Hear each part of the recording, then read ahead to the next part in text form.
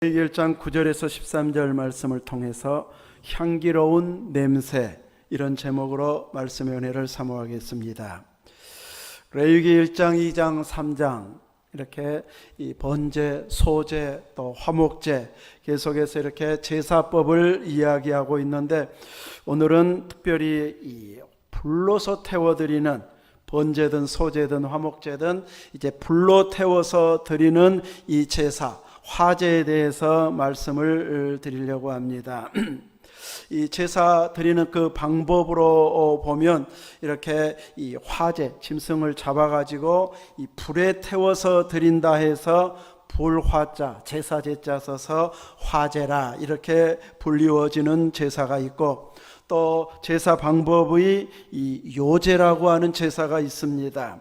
이 흔들 요자를 써가지고 제물을 흔들어서 받쳐 올리는 이런 제사가 요제이고, 또 거제가 있는데 거제는 들거자여서 들었다 내렸다 올렸다, 또 앞뒤로 올렸다 내렸다 이렇게 흔드는 제사를 거제라. 그래서 요제나 거제나 거의 비슷한데, 성소 안에서 하면 요제, 성소 밖에서 하면 거제 이렇게 불려지기도 하고, 구약에서는 얼른 잘 안 나타나는 이 전제가 있는데, 이 포도주나 기름, 피 등을 제물에 부어서 드리는 제사를 전제라. 근데 포도주나 기름 이것을 따로 제물로는 드리지 못하고 제물 위에다가 부어가지고 합쳐져서 드려지는, 단독으로는 아닌 합쳐서 드리는 제사를 이 전제라 이렇게 불리게 되어지는데, 그 중에 오늘 향기로운 냄새라고 하나님께서 표현하시는 이 화제에 대해서 살펴보려고 합니다.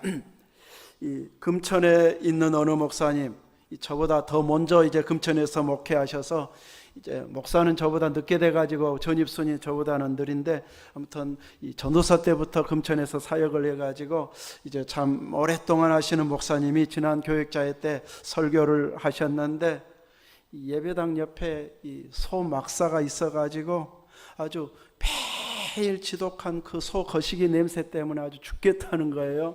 거기에다가 또 소는 한번 울었다면은 막 번갈아서 울어요. 막 서로 누가 소리가 크냐면서. 그래가지고 그것 때문에 이 시청에다 전화도 하고 경찰도 부르고, 그런데 또 거기는 거기대로 나 해먹고 살겠다는데 왜 또 귀찮게 하냐고 뭐라고 그러고, 아예 많이 키워버리면 동네에서 떨어져야 되는데 20마리 이언가는 아마 키워도 된가 봐요. 그래가지고 그것 때문에 너무 스트레스 쌓여가지고 아주 힘들어 죽겠다는 이런 내용의 설교하면서 간증을 하시더라고요. 그래서 이 교회를 옮겨야 되나, 이런 생각까지 들 정도로 매일매일 아주 지쳐가게 할 만큼 힘들다.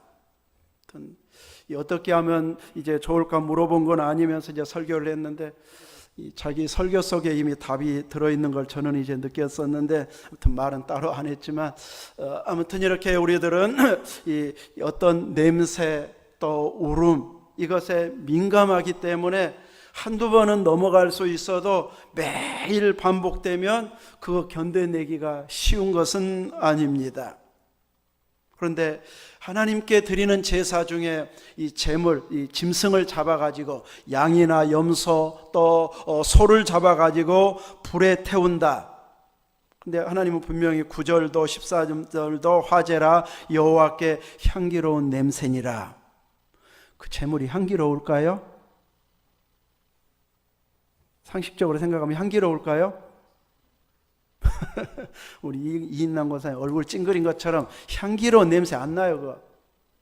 근데 하나님은 우리하고 냄새 맡는 것이 다를까요?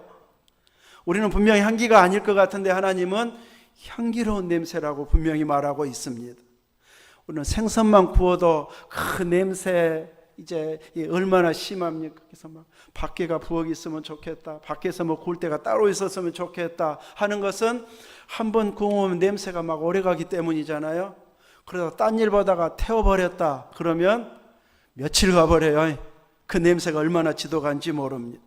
그런데 다 탈 때까지 제물은 다 태워질 때까지 불에 태워가지고 드린다면 그 냄새가 얼마나 지독할까. 그냥 성경 읽을 때는 이 제사가 하나님 앞에 향기로운 냄새구나 이러면서만 읽다가 가끔 이제 이 하나님이 욥에게 대답할 때는 막 질문을 많이 하시더라고요. 그래서 성경을 읽을 때 의문을 가지고 질문한 것은 믿음 없는 것이 아니구나 생각해서 이제 자꾸 질문을 하다가 보면 대답을 하려고 하다 보면 막 답이 나오고 이렇게 대답하면 좋겠다, 이런 방법이 있겠구나 하면서 성경을 조금 더 깊이 알아가게 되어집니다. 그래서 여러분들도 내가 막 질문이 생기고 의문이 생기면 아이고 믿음 없이 또 생각하네 이러지 말고 질문을 자꾸 하다가 보면 다른 부분 읽다가 막 답이 나오기 때문에 질문을 나쁘게 생각하면 안 됩니다. 저도 읽으면서 하나님이 진짜 그 제사가 향기로운 냄새일까, 아니면 우리처럼 며칠 가도 냄새가 안 빠지는 아이고 냄새, 누가 살짝 와보기만 해도 뭐 탔어 이렇게 말할 만한 냄새일 것 같은데 왜 하나님은 향기로운 냄새라고 할까? 하나님은 억지로 냄새 나는데도 좋은 향기로 말을 바꾸어서 하실 분은 아니고 진짜 하나님은 향기로 맡으시기 때문에 화제라, 향기로운 냄새다 이렇게 표현했을 터인데 왜 하나님은 향기로운 냄새로 받으셨을까? 이렇게 묵상하면서 설교를 준비하게 되어졌습니다. 하나님은 무엇에 대해서 민감하고 진노하실까요? 죄에 대해서. 죄에 대해서는 아주 민감하고 분노합니다. 그 금천에 계신 목사님 설교할 때도 그 성경 내용이 안식일날 나무해 온 사람 잡아와 가지고 어떻게 할까요? 물었던 내용의 본문이었습니다. 광야에서 안식일날 나무하러 갔다가 이제 잡혀온 사람 어떻게 처리하라고 그랬어요? 죽이라. 돌에 맞아 죽었습니다. 안식일이 그 정도 철저히 지켜져야 할 안식일입니다. 이렇게 하나님은 죄에 대해서 많이 봐주셔서 살지 직접 물어보면서 어떻게 처리할까 하면 죽을 수밖에 없는 것이 죄입니다. 그래서 죄의 삭은 무엇입니까? 사망. 우리를 영원히 살 수 있는 길로 만드셨지만 범죄함으로 인해서 사망, 정령 죽으리라 했는데 곧바로 죽는 것은 아니지만 서서히 수명을 다해가면서 죽어가는 자로 이제 우리 인류는 살아가게 되어졌습니다. 그래서 우리는 믿음의 사람이라면 죄가 얼마나 무서운지를 알고 죄에 대한 두려움, 무서움을 의식하면서 믿음 생활을 해야 신앙이 잘 자라게 됩니다. 이 죄에 대한 두려움이 없이 나 용서받았어 하면서 이제 죄 지어도 또 회개하면 돼, 이렇게 죄에 대한 두려움이 사라진 상태에서 신앙생활하면 신앙의 길은 가고 있는 것은 맞는데 일반 종교인이나 다를 바 없는 여러 종교 아무거나 믿어도 되는데 그중에 기독교 하나 선택해서 믿는 이 정도의 신앙 수준에서 멈춰버리게 됩니다. 하나님이 원하는 수준은 다른 신이 세상에 있습니까? 다른 신은 신도 아닙니다. 그냥 사람이 만들어낸 것이죠. 신도 아닌 것을 하나님과 비교해가지고 무슨 4대 종교니 다 종교는 똑같으니 이렇게 비교하면 비교거리도 안 되는 것을 비교하니까 하나님이 무시당하는 것이 되어집니다. 하나님은 그래서 이 죄에 대해서 아주 무섭게 진노하고 있기 때문에 우리 안에 죄에 대한 두려움, 죄에 대한 무서움이 사라지지 않도록 계속 반복적으로 짓다 보니까 무디어져 가지고 이 정도는 괜찮지 뭐 하고 스스로가 자위하는, 위로해버리는, 다 그러는데 뭐 이렇게 위로하면서 버텨버리는 자가 되어져서는 안 될 것입니다. 하나님께서 선민 이스라엘 향해서 선지자를 통해 계속 경고하면서 책망했던 죄 중에 하나가 무슨 죄입니까? 우상숭배. 하나님이 진노하시는 큰 죄 중에 하나가 우상입니다. 신은 하나님밖에 없는데 자꾸 이방인들이 믿는 그 신을 수입해 와가지고 저 신을 믿는 나라가 우리나라보다 강대국이네, 저 신 때문에 강대국이 됐나, 더 부자가 됐나, 그래가지고 그 신을 바알과 아세라 다른 신들을 계속 섬기는 일들이 일어나게 되어졌습니다. 근데 그 신들은 사람이 만들어낸 신, 에레미야 같은 데도 보면 사람이 나무를 가지고 신을 만듭니다. 근데 나무 일부로 신을 만들고 나머지 것으로는 뭐예요? 땔감으로 밥에 먹고 사용하고 있습니다. 그 나무가 신이면은 땔감으로도 안 써야 돼요. 근데 일부는 신이고 일부는 땔감으로 사용하고 일부는 건축하거나 뭐 다른 사용도에 쓰고, 그러고 신이라고 구별해 놓고 부르는 그것만 신이라고 열심히 경배하는, 나무에 불과하고 돌에 불과하고, 어떤 것은 하나님이 만든 작품, 태양신을 섬기면 태양이 신이라고 섬기고 있고, 달신을 섬기는 사람 달신을 섬기고 있고, 이렇게 다른 우상만 섬기는 이런 죄를 계속해서 지적하고 책망하고 징계하고 있습니다. 때로는 하나님께서 선지자를 통해 분명히 우상 숭배하고 있는데 간음을 행했다고 또 책망하기도 합니다. 왜 그냥 간음죄가 아닌 우상 숭배인데 왜 성경에서는 선지자를 통해서 하나님은 간음죄라고 책망하고 있는가? 이것을 거꾸로 생각하면 하나님께서 이스라엘 선민을 향해서 나는 너밖에 모른다, 지금 이것을 표현하고 있습니다. 나는 너만 사랑하고 내 나라만 사랑하는데 너는 자꾸 눈을 다른 데 돌리고 있구나. 이것이 영적인 간음이기 때문에 다른 우상 숭배까지 포함해 가지고 간음죄로 책망을 하는 경우가 많습니다. 나만 사랑해라, 그 표현을 지금 죄의 지적으로 하나님께서 선지자를 통해서 지적하고 있는 모습이기도 합니다. 오늘날 우리는 불상을 섬기는 것도 아니고 다른 신 섬기는 것 아니기 때문에 하나님이 우리는 우상 숭배는 한다고 생각 안 하겠지 할지 모르지만, 하나님보다 더 사랑한 이 모든 것들이 하나님은 우상으로 봐버립니다. 영적 간음으로 봐버립니다. 나만 의지해야 되는데 너는 돈을 더 의지하더라, 돈 있으면 튼튼해 하면서 나하고 관계가 멀어져도 별로 대수롭지 않게 생각하더라. 이러면 하나님께서 서운해하시고 섭섭해하시고 진노하신다는 것이, 구약의 지적을 보아도 강대국을 하나님보다 더 의지하면 하나님은 그것을 책망하고 지적하고 있습니다. 무기가 많은 것을 자랑스럽게 생각하면서 이 정도 무기가 있으면 우리는 또 잘 이겨내지, 또 무역을 하면서 돈을 많이 버니까 좋아하는 걸 하나님은 싫어하시고 진노하십니다. 심지어는 아팠을 때 의사부터 찾는 것을 하나님은 싫어하시고 의사를 의지해 가지고 하나님 의지하지 않았다고 책망하고 있습니다. 이런 것도 우리에게 늘 있는 이야기인데, 일상생활에서 찾아볼 수 있는 것인데 하나님은 우상 숭배로 간음으로 책망하고 있습니다. 자기 능력을 의지하는 것, 경험을 의지하는 것, 하나님보다도 세상의 것을 더 사랑하고 의지하는 욕심들은 다 우상 숭배입니다. 그러므로 하나님을 가장 신뢰하는 자가 되어져야지, 하나님은 멀어져도 상관없고 이건 없으면 안 돼, 이쪽으로 가게 되면 하나님을 진노하게 한다는 것임을 알아야 할 것입니다. 이만큼 하나님은 나만 바라봐라, 나도 너만 보고 있다, 이렇게 하나님에게만 집중하게 하고 이런 것을 실현하기 위해서 인류를 번성시키고 있는데, 첫사람 아담부터 범죄해서 전 인류가 사망의 길로 가게 되어졌습니다.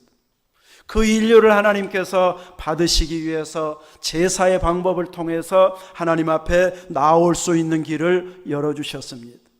하나님 앞에 마음껏 올 수 있는 그 방법을 레위기를 통해서 말씀해 주고 있습니다. 그래서 레위기 읽다가 성경 덮어버렸네, 이런 분들 많잖아요. 너무 복잡하고 뭔 말인지도 모르겠고. 근데 실은 하나님 앞에 나올 수 있는 길을 말씀해 주고 있기 때문에, 하나님과 통할 수 있고 섬길 수 있는 길을 말씀해 주고 있기 때문에 레위기가 정말로 소중하고 감사의 마음으로 우리는 읽어 나가야 됩니다. 저는 오히려 레위기보다 출애굽기 읽을 때가 더 어려워요.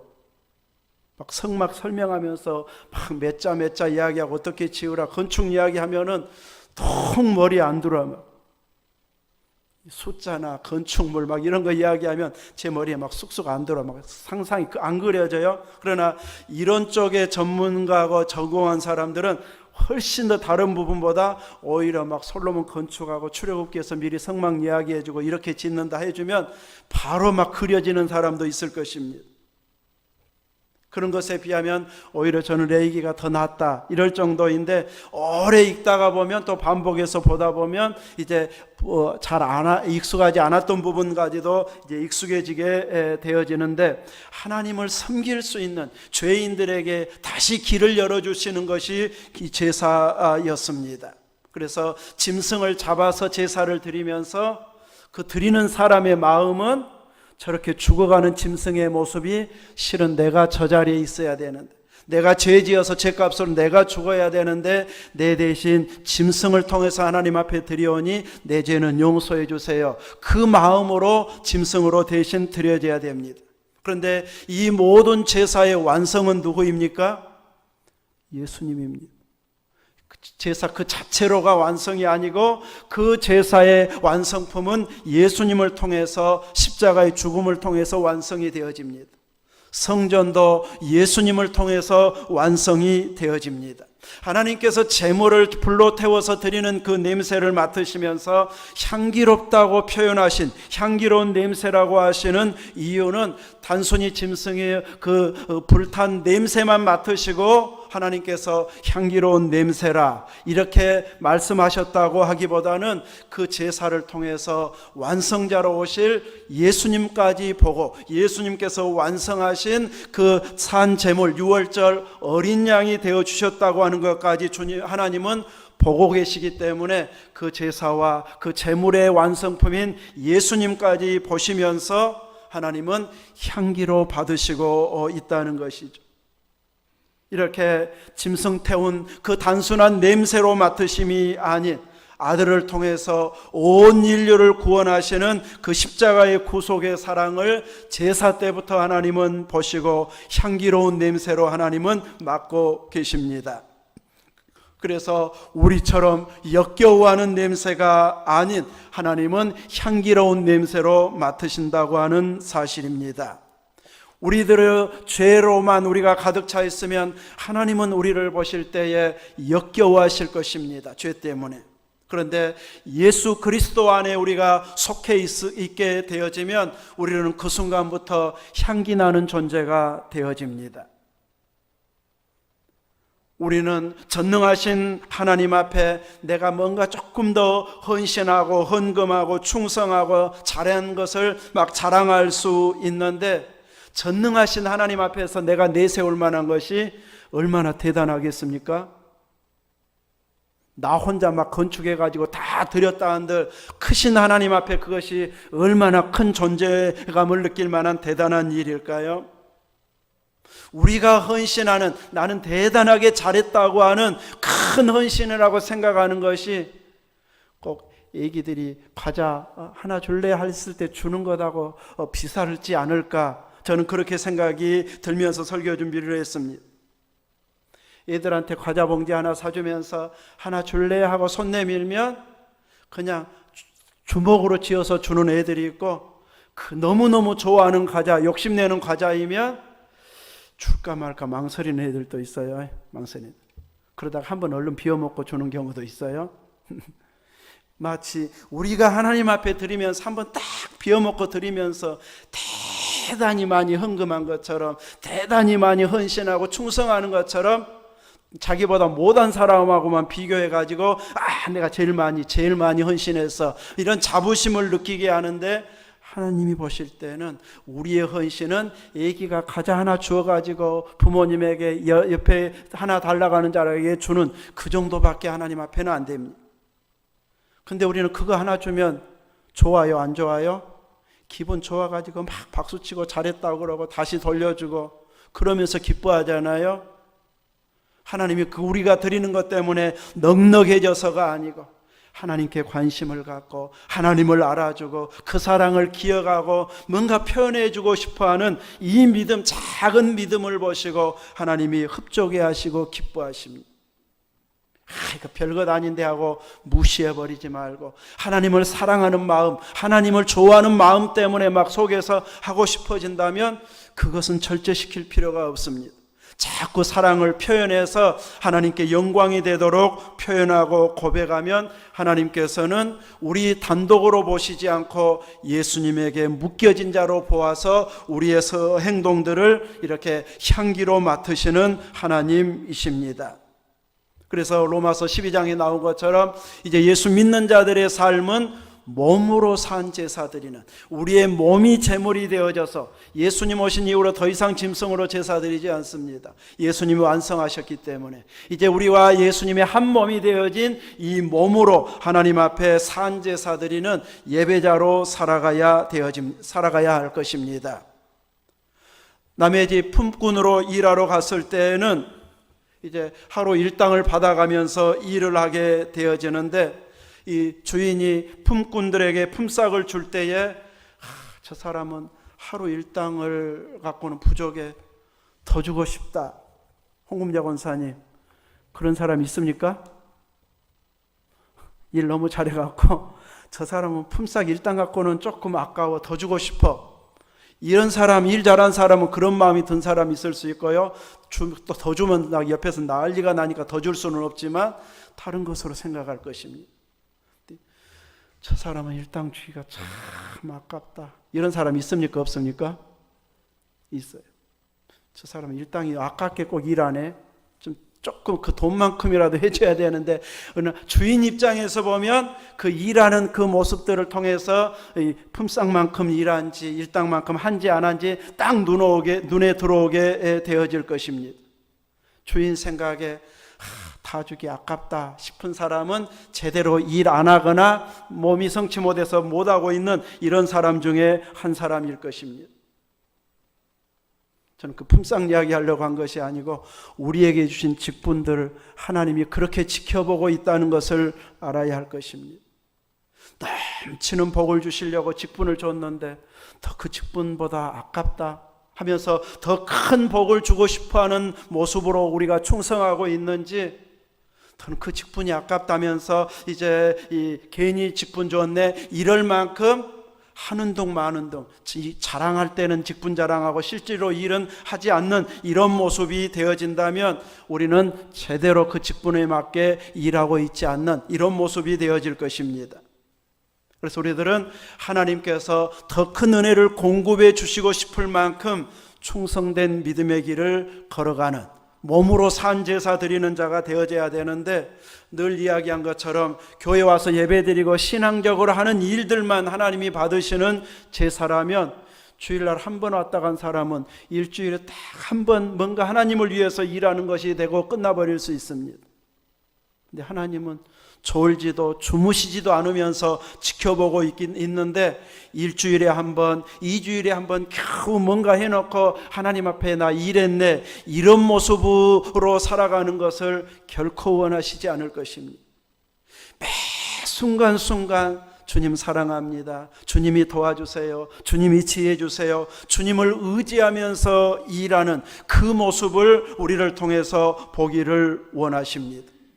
그래서 우리 믿음의 사람은 내 일터에서 주님과 함께 일하고 직장에서 주님과 함께 일하는 믿음의 모습이 되어져야 됩니다. 그 일터의 주인이 우리 주님이시고 내가 다니는 직장의 사장, 회장이 우리 주님이시다. 그분 눈에 쏙 들 만큼 이건 세상 일이야 하고 대충 하는 자가 아닌 우리 주님이 보면서 참 잘했다, 그 일터의 자리에서 칭찬해주고 흡족해 할 만큼 우리들은 주어진 일터에서 주님을 경외하듯이 열심히 일하는 자가 되어져야 됩니다. 거기에서 돈 벌고 월급 받아서 11조 드릴 때만 하나님 일이고 나머지 시간에 일하는 것은 세상 일, 이러면 성경을 제대로 알고 있는 것 아닙니다. 하나님을 24시간 영광 돌려야지 일주일에 한두 번 와서 드리는 이 시간만 영광 돌리는 것이 아닌 우리의 일터와 생활 전체가 하나님 앞에 영광을 돌리게 하려면 바로 우리가 일하는 일터에서, 직장에서, 논밭에서, 모든 일터에서 주님이 참 잘한다, 내 마음에 든다, 이런 자녀다움을 보여주는 자가 되어져야 됩니다. 세상 일이라고 대충 하게 되어지면 우리 때문에 전도되어질 사람이 생겨나지 않습니다. 저 사람 없으면 우리 회사 안 돌아가, 저 사람 없으면 우리 사무실 안 돌아가. 저 사람 없으면 우리 동네 일이 잘 안 돼. 우리 직장 일이 잘 안 돼. 그럴 만큼 성실하게 일을 잘 하는 자들이 되어져야 됩니다. 저희 목회자들이, 기성 믿음의 사람들이 너무 사회의 본을 보여주지 못했습니다. 그래서 세상에서 안 좋은 뉴스만 계속 보도돼 가지고 세상에서 그냥 뉴스 보면서 나 교회 가고 싶다 이런 마음 들 사람 거의 없습니다. 이제 우리가 세상에서 직접 파고드는 삶의 현장에서 뉴스는 저렇게 나오는데 내가 만난 예수 믿는 사람, 내 주변에 있는 예수 믿는 사람은 뉴스하고는 틀리게 진짜더라. 우리가 그 말을 들으면서 동네에서, 일터에서, 직장에서 활동해야 전도가 될까 말까 할 정도로 우리의 역할이 이렇게 중요해졌습니다. 우리까지 실수하면 뉴스가 딱 맞네 하고 이제 더 이상 인정하지 않는 교회를 계속 무시하다가 앞으로 노인들만 남다가 문 닫게 되는 이런 날이 와버리게 됩니다. 그런데 우리가 직장에서, 일터에서 돈 더 주는 거다, 똑같이 일해서 돈 더 주는 것도 아닌데 정말 성실하게 일한다. 일당보다 아주 배로 일한다.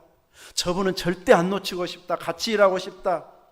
그러는데 알고 보니까 하나님을 경외하듯이 일을 하네.